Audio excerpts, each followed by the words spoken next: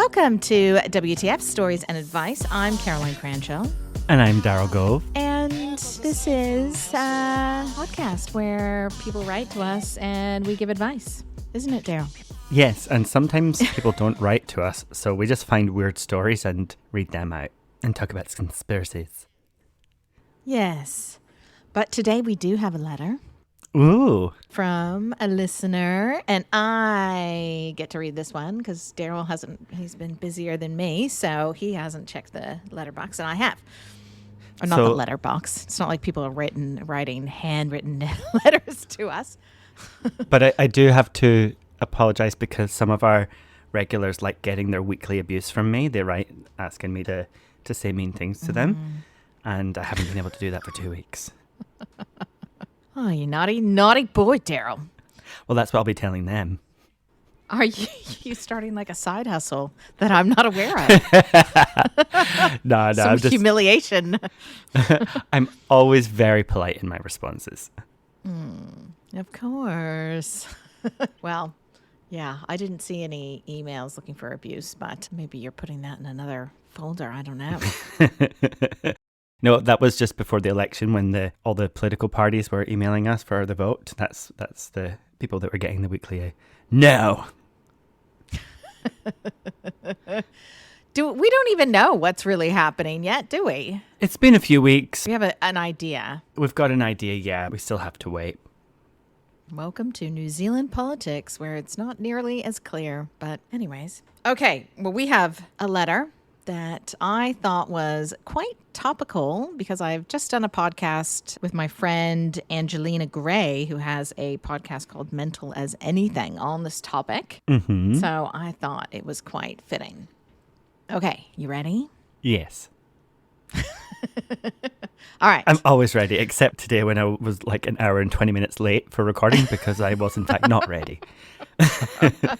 Well, I've done that to you a few times. I guess we're even now. Okay, here we go. Hi, Caroline and Daryl. I've listened to you guys for years, but never felt like I needed advice, but now I'm stuck and I don't know what to do. I don't want to talk to my friends about it because I'm too embarrassed, but I would love some advice. I discovered my husband's porn/sex addiction a few months ago when I caught him masturbating to 2 porn videos at the same time on his phone and computer. And this prompted me to go through his devices, where I found he's paying hundreds of dollars a month for live cam girls. Mm-hmm. This is the same guy who prides himself on never cheating and swears he would never do that to me, yet he has paid for and interacted with live cam girls, not to mention a serious porn addiction. All of this explains why he stopped initiating sex with me years ago, and our sex life is non-existent despite my high libido. This also explains why he stares at every other women everywhere we go, and why he flirts with waitresses and basically any attractive woman he crosses paths with. This has traumatized me so much, I have completely stopped going out with him in public. It's sad, but my husband doesn't stop staring and hitting on other women even when I'm with him. He doesn't seem to care that I'm there and that I have told him it really hurts me how he stares and flirts with other women.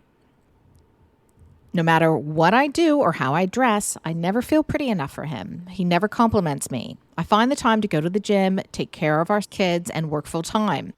I don't have time to do my hair and makeup for an hour every day just so my husband finds me attractive enough to not be staring at other women.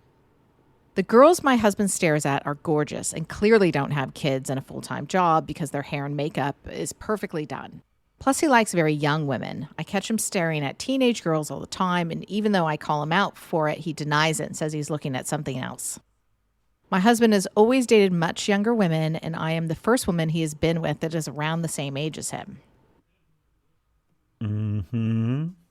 Where do we start? But you're still going? Yeah. There's still more. I get up every morning at 5 a.m. to go to the gym and then take our kids to daycare by 7 to be at work by 7:30. I barely have time to do my hair and makeup, but I still make an effort. I feel obligated to look good for my husband every day because of how high his standards are. I can't compare to porn stars or 20-year-olds, and I feel like shit every day because of it. The irony is he has totally let himself go since we got married. He's 42, overweight, has poor hygiene, smells bad, hardly showers or brushes his teeth, has a scraggly beard and greasy, unkept hair. Yet he wants a woman who's a 10 when he's more like a 3. Mm-hmm. We went to therapy, but the therapist told me I needed to accept that my husband watches porn and that her goal for us was for me to accept the fact that all men watch porn and to be okay with it. She went as far as to say she didn't see a problem with my husband's history of dating much younger women because she herself is married to a man who is 20 years older than her. She didn't see a problem with my husband saying he finds younger women more attractive. She said this is how men are wired, and I need to accept the fact that men like to look at young, attractive women.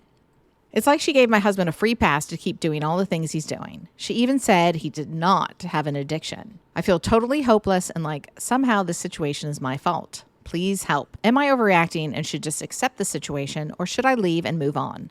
I'm terrified I'm going to be alone forever if I leave him, as I'm 42 and I'm probably too old to meet someone new, as men my age all want to date 20-year-olds. Okay, well, I guess at the end of that letter is a nutshell of why people write to us. Because she's mistaken in thinking there are only two options. Stay and accept it, or leave. Because there's definitely you have a range of options here. But oh my gosh. I'm only seeing one. Well, there's some problems, but also I think it depends. How long have you been married? How much do you love each other? He's not cheating, right? He's using porn and cam girls and things like that, which could be cheating. Well, I personally think cam girls, in a way, is if you are... Can they see you? I don't know that much about cam girls. You back? That's a good question. I feel like I should know because I always lie and say that when I'm doing my hypnotherapy clients and make jokes to my partner, I'm like, I'm just going to do my OnlyFans now. Do my camming. Just keep him on his toes. But no, I don't know.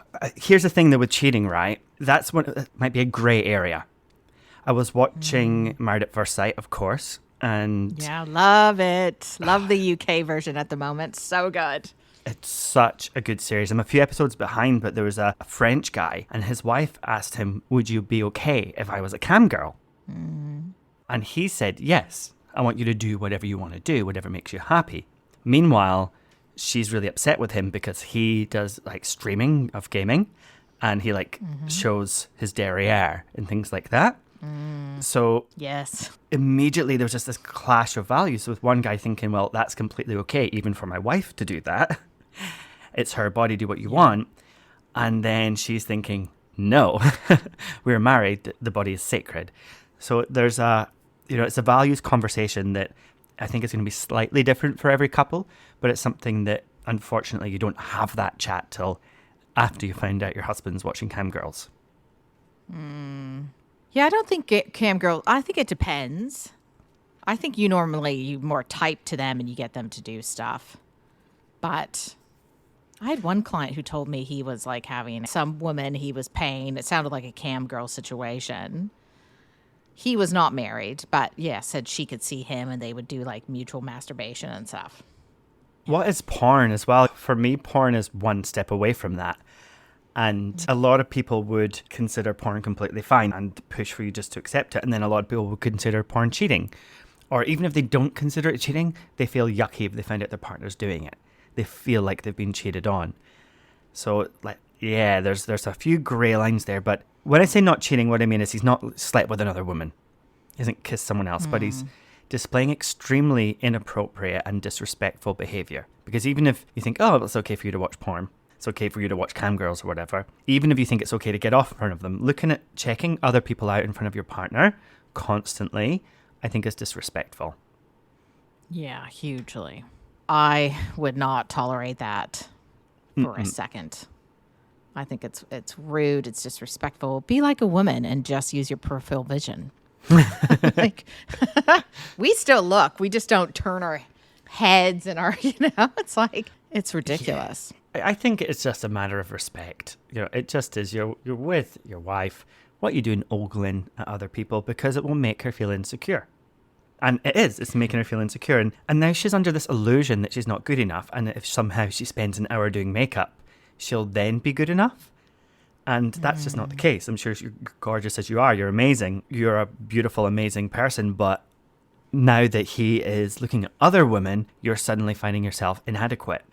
These cam girls, I mean, like, I can only imagine, because I haven't watched too many of them in my life. I'm assuming they're all made up, wearing sexy lingerie, probably got nice figures.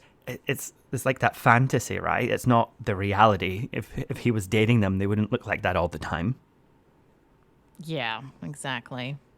It's interesting.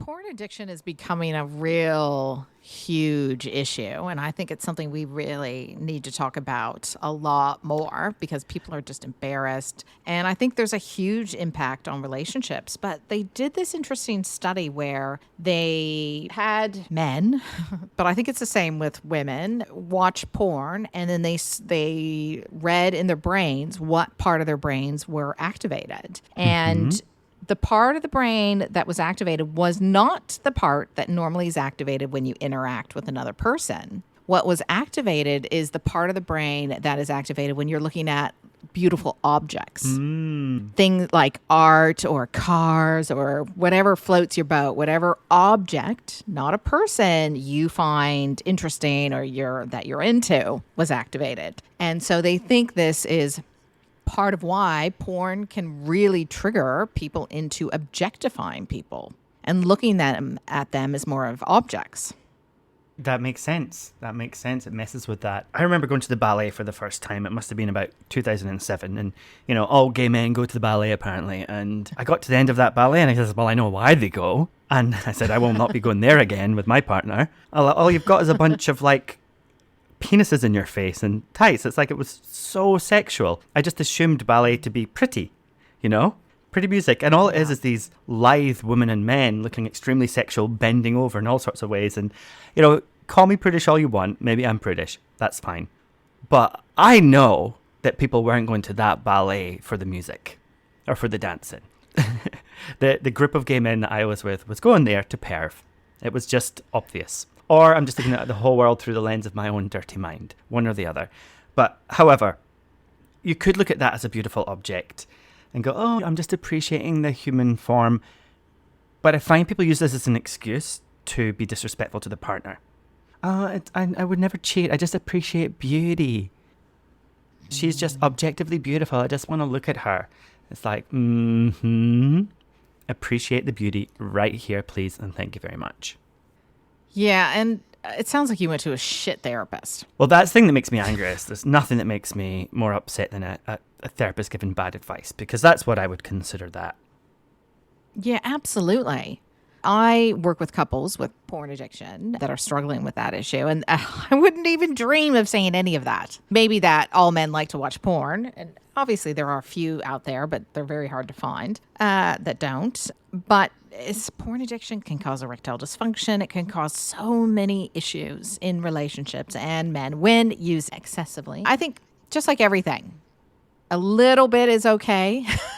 I just think it has to be okay to not like it. I remember going back to Married at First Sight. I remember one couple, the husband, he didn't want to use sex toys. And they had a challenge, open this box of sex toys and use them together. And he's like, well, no, I just want to pleasure her just with me. And there was this big song and dance made about it, like he should allow it and why he was wrong and he was bad for not wanting sex toys. And my point of view is like, well, hold on. Everybody gets to make their own boundaries with sex. And if you don't want to use sex toys, you don't want to use sex toys. That's it. And if your wife does, well, she can go and use them, right? But when you're together, if you just want to pleasure her with your hands, your mouth and penis and all sorts, then go for it, right? No, I don't agree. Well, but that's to be negotiated between the couple, surely, right? Yeah. It's not for some external person, expert or therapist to come in and say, you should be okay with sex toys, you should be okay with porn, you should be okay with cheating, you should be okay with cams, or indeed for us to come and say, you shouldn't be okay. You shouldn't be okay with porn, you shouldn't be okay with cams, you shouldn't be okay with sex toys. I think every couple makes their own boundaries of what is okay for them. And within that couple, each individual.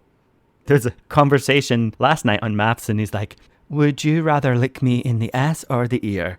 And she's like, well, I'd rather lick the ear. And he's like, I'm the opposite. Can I lick your ass? And she's like, no, you will never give me a rim job. You will never put your tongue in my ass. And you could tell that's just a boundary she won't cross. And if he's going to be with her, he just has to be fine with not doing that. And I think that has to be okay. You have to be able to talk and compromise and look after each other's needs. But teaching someone that you have to be okay with porn, I don't know. I don't personally agree with that.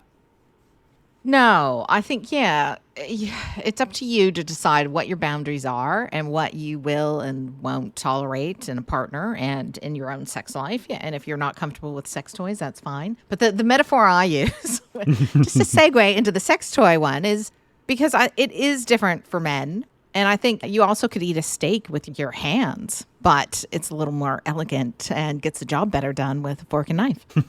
And I think, women's sexuality is quite different to men. And unfortunately, our clitorises are on the outside of our vaginas and not on the inside, which then I think it would be a bit different with sex. But that's a whole nother topic. But yeah, exactly. If you are with a man who is not comfortable with that, or you are with someone and you're not comfortable with them watching porn, then that is your protocol. But I guess I wonder, what were the boundaries that you set when you first got together? Well, and here's the thing, who actually has that conversation? Like, let's just sit down and write a list and draw a line of what is and what is not acceptable. Yeah. But I think you almost need to do that. It is getting to the point in a relationship where you need to go, okay, what are the real, because I see this all the time with couples and they're like, but I didn't know were not okay with me doing hardcore drugs when I was out with my friends and not telling them about it. You never said I couldn't do that or whatever it is. And I think you really do need to think about what is a deal breaker for you, what isn't, and then discuss it, talk about it. I think one thing I find quite good that some churches do is premarital counseling. Oh, I think it's amazing. Yeah. They go over what all your values, what's going to happen in the future, how are you going to handle different stuff. And I think that every couple that is thinking about going into a serious relationship should do some type of counseling like that before you move in together. Because you think about how much trauma it is to break up or to find out that they've been doing stuff that you're not comfortable with. If you could just sit down and go, hey, these are the things I'm not comfortable with. Or watching gay porn. Like, I've had clients that are women who are totally blindsided by the fact that their partner watches gay porn and they've just never discussed it or have discussed it, because a lot of women watch lesbian porn. Mm-hmm. They've discussed it and the man didn't bring it up because there is a bit of a double standard and it's more taboo. But I think it is, if you never addressed whether or not you're comfortable with something, it's hard to then go back. I mean, there's some things that are no-brainers, right? Most people aren't comfortable with their partner sleeping with other people. But there's people that do, right? And they discuss it. So, well, again, for all our listeners, Married at First Sight being a microcosm of the world, right? It's all these people getting married to strangers and following their relationship for like 6 weeks. In the episode I just watched, a group of them all played Spin the Bottle together. And one of the wives was there and she was kissing other husbands during this game. And she went home and told her husband about it. By the way, we're playing Spin the Bottle. And he was upset. And she was like, oh, shit, I didn't think he'd be upset. I thought it was just a game. And some of the other couples were like, yeah, it's just Spin the Bottle. It was just kissing. To me, that would be cheating. And to a lot of the other couples, that was cheating. But again, this is obviously, it's subjective. Like, do you consider that cheating? And some things are no-brainers if they had a big orgy or started sleeping with each other. To be fair, she tongued 4 other guys. Yeah, exactly. That's a lot. That's a lot. So I would consider that cheating, yes. But she didn't. She considered it just having fun. But I wonder if he had done the same thing. Would she have been, oh, no problem at all. Oh, you made out with 4 of the other wives? No, that's fine. I don't think she would have been. No, I don't think she would have been. And he made that point as well. Would you have been okay if I kissed 4 of the wives? No, she wouldn't have. She wouldn't have. So that's the thing. After the fact, they discussed it. These things have to be discussed. I don't think I've ever told you this, but the first guy I dated when I was 16, I think we were on our 2nd or 3rd date. And he was like, oh yeah, I just had this great orgy on the weekend. You should come next time. And I was like, what? And so I didn't see him again. But yeah, no, it was just casual, just thrown into conversation. Like, while we're dating, I'm off having orgies. And this is at 16, which I think would be illegal these days, but I think it was illegal then. Not in New Zealand. 16 is the age of consent. Age of consent. And I was just like, fucking hell. So that was the last I saw of him. But it's people have just wildly different standards. So I guess the first thing is, right, have you had this conversation? Well, you must have by now because you caught him, right? You've seen him in the... So I have to apologize for laughing here. But when you said he was watching 2 screens at the same time, I just had this image of him with 2 penises. Like double wanking. And then I was like, hang on, is he alone? Is he with someone? Okay, so he's alone.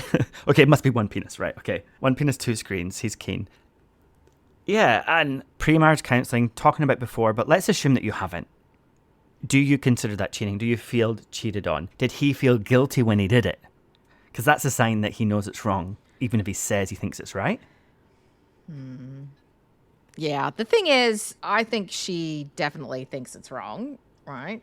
And she's obviously very upset. It sounds to me, well, number one, you need to get another therapist. And I'd be finding maybe a certified sex and relationship therapist, because there are great sex and relationship therapists. I am not a certified sex and relationship therapist, but I just can't even quite believe that advice.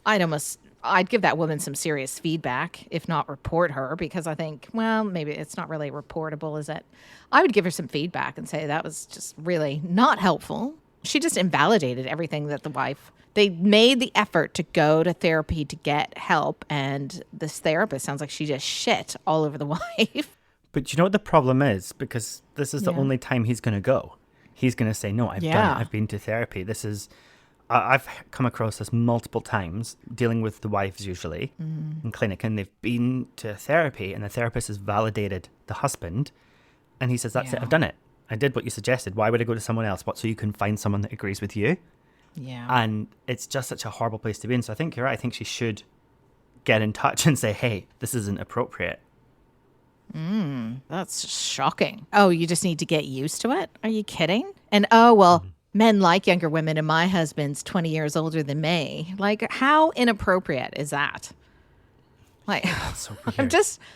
I'm gobsmacked, to be honest. Now, okay, not all men prefer 20-year-olds, just to cover off that one. I think I know a lot of men that just they can't even imagine dating a 20-year-old, men in their 40s or 50s or older, who are like, what the hell would I talk to them about? Like, we just would have nothing in common. That is definitely a belief that it sounds like you have developed because of your dynamic with your husband. Some men do, and I do agree there is some biological wiring in men, but there are good men out there that want a woman who's at a similar stage of life and who they can have something in common with, because obviously you can't have sex the whole time, so you're doing other things. But I think this is the problem with porn, is it really is encouraging people to objectify women or men and treat them more as objects. And I think the thing with porn is it's very male centered, what most people are watching, right? So it's very much like, it's not about the woman's pleasure. It's all about what the man wants. And the woman is just there with a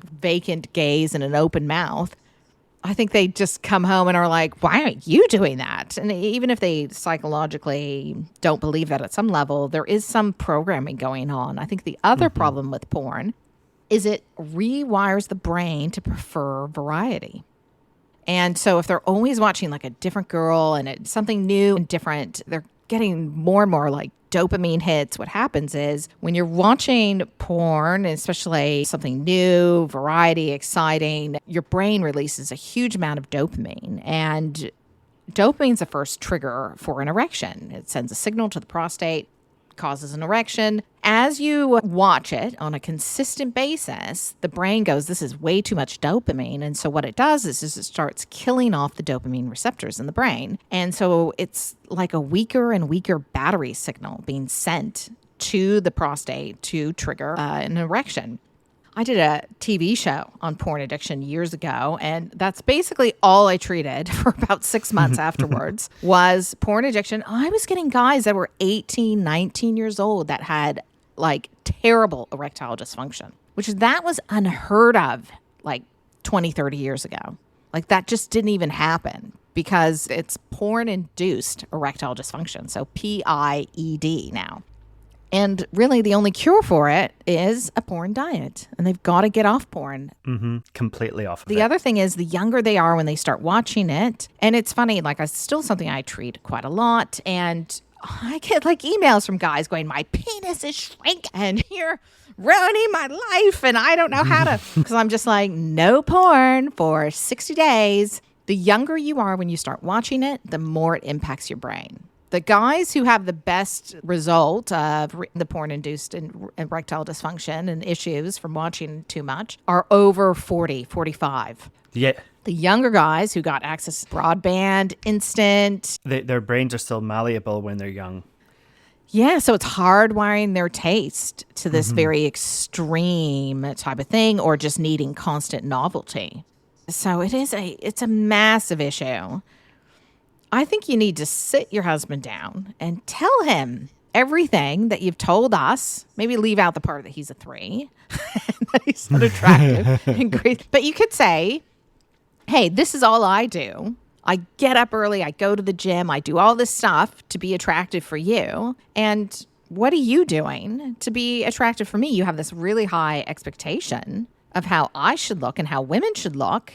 But do you have that same expectation of men and yourself? Because I think it's very unfair to expect someone else. I'll see this with like overweight men commenting on women's weight and going on about how a woman's getting too heavy. And they're like serious obese themselves. And I'm just like, oh, do you not own a mirror? Like I'm like, I've said that to people and they're like, they get quite gobsmacked. Not clients.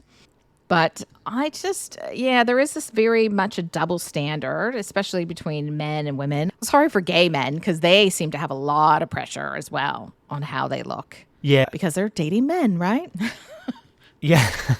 I think there's a lot of pressure, but it also depends. In a previous relationship, I remember just my ex used to look at guys all the time, constantly.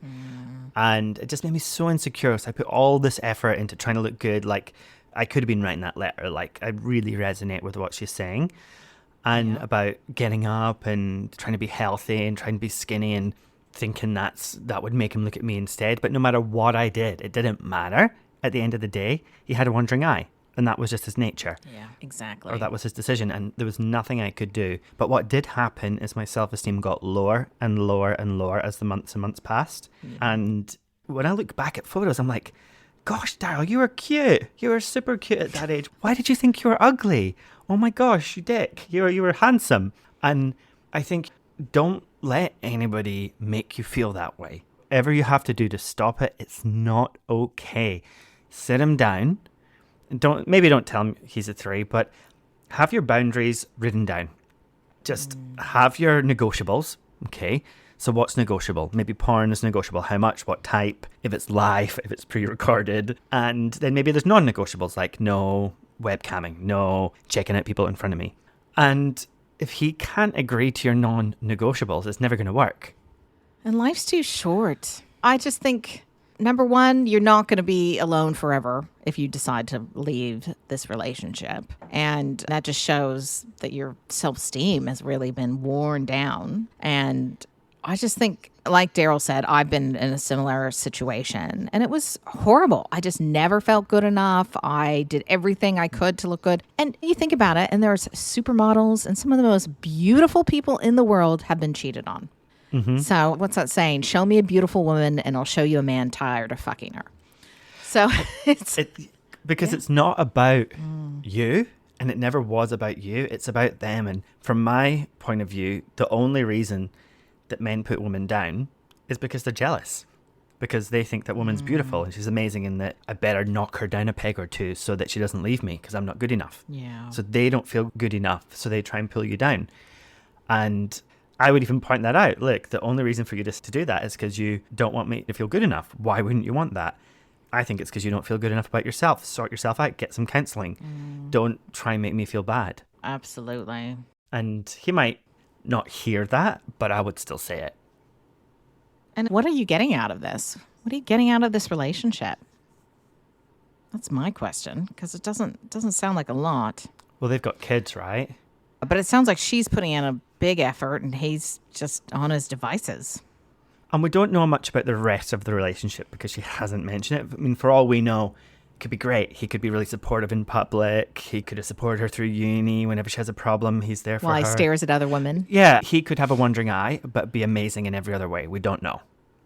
We don't know. So I guess the question is this relationship worth it? Like, is it worth going through the effort to fix this? Because it will take effort, but it's also fixable. I mean, it's to do with values and morals, right? And you certainly are not aligning there, but that's okay. You can talk about it. And I imagine he'd be quite sheepish, no? Have you ever confronted a guy about porn, Caroline? Yeah.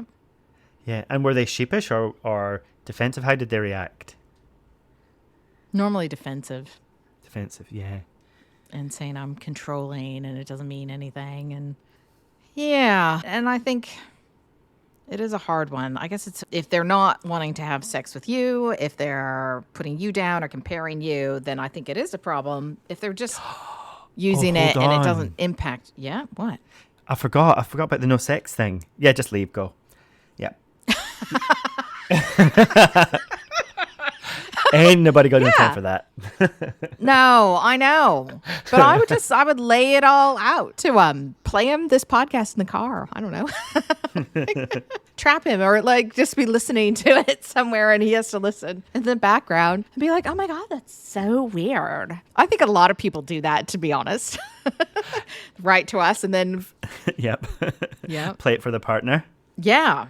They do it so it's a way that it can be discussed without them having to bring it up and be like, oh my God, that's just like our situation. How funny. They said I should leave you. Yeah. All I know is I've done it myself and I've seen a lot of people do it where you keep trying to make something work. And a great saying, which is actually one my partner said when I asked him if he ever wanted to go back to his ex-wife when we first got together, because he had been recently separated in his marriage. And he said, you can't unscramble eggs. And I went, oh, yeah, that's a good point. That's good. Yeah, it is. And it is. And I think once trust is really gone, and sometimes there's just too much hurt. And I'll see people stay in relationships where they've just been too wounded, they've been too traumatized, and they just will never really let their guard down. And I just don't think that's a way to live. And people they stay for the money. And I personally, I'd rather live in a cardboard box, maybe not on the street. But, I've done that where I really had to take a huge financial step down in order to not be unhappy in a relationship. And it was so worth it.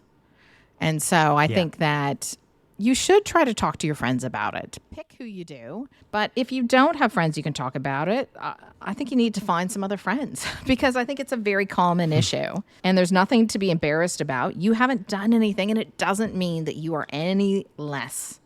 You think about all the amazing women that have been cheated on. It's really not about them. And it's everything about the other person.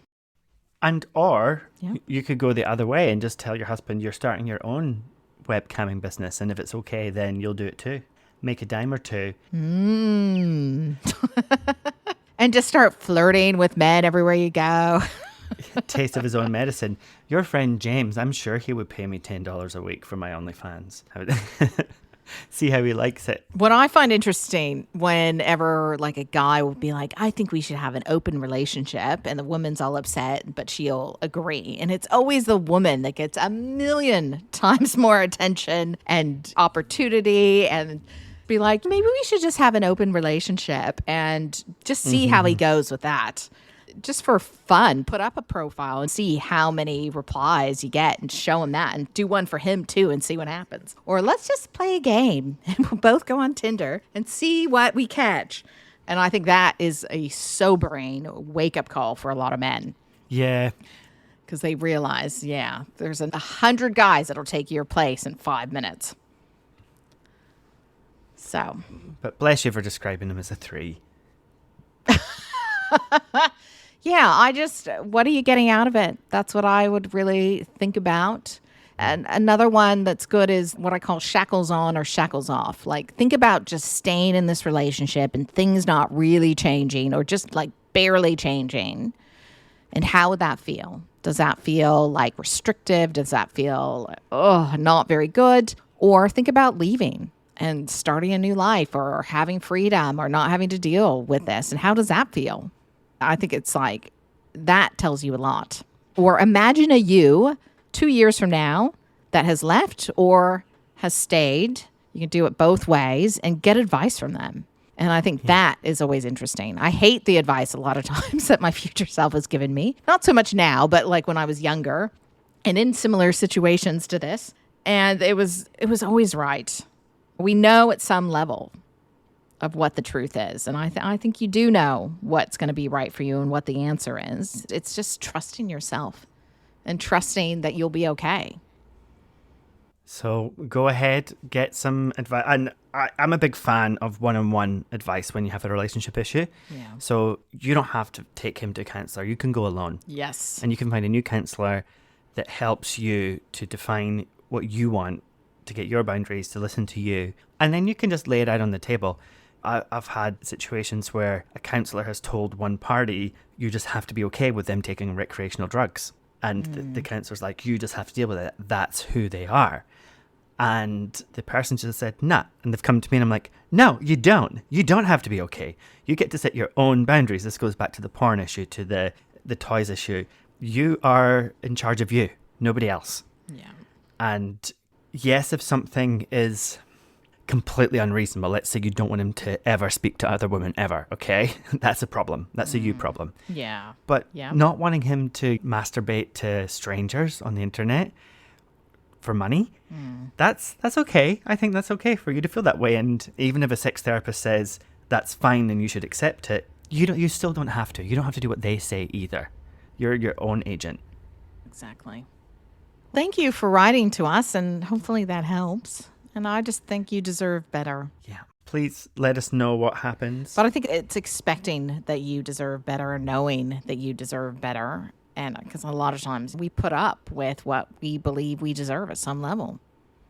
So build that self-esteem, send some flowers to yourself, to the door, and gifts, and open them and go, oh my gosh, this is awesome. What a surprise. Oh my gosh, I feel so good getting this gift. I'm so desirable. Secret and admirer. Yeah, good advice. Well, thank you for writing, and it's very brave, but I think you know the answer at some level of what's going to be right. And if you are struggling with an issue, please write to us at wtfstoriesandadvice, or you have a crazy story, you want to share something, and we'd love to answer it. And if you're drinking too much, check out Wind Down. If you need help with sexual issues, jump on the website and contact Caroline or I. We'd be happy to help you. Relationship issues as well. Yeah, but get it for free. Write it into us and we'll talk about it for an hour. All right, on that note, thanks. Bye.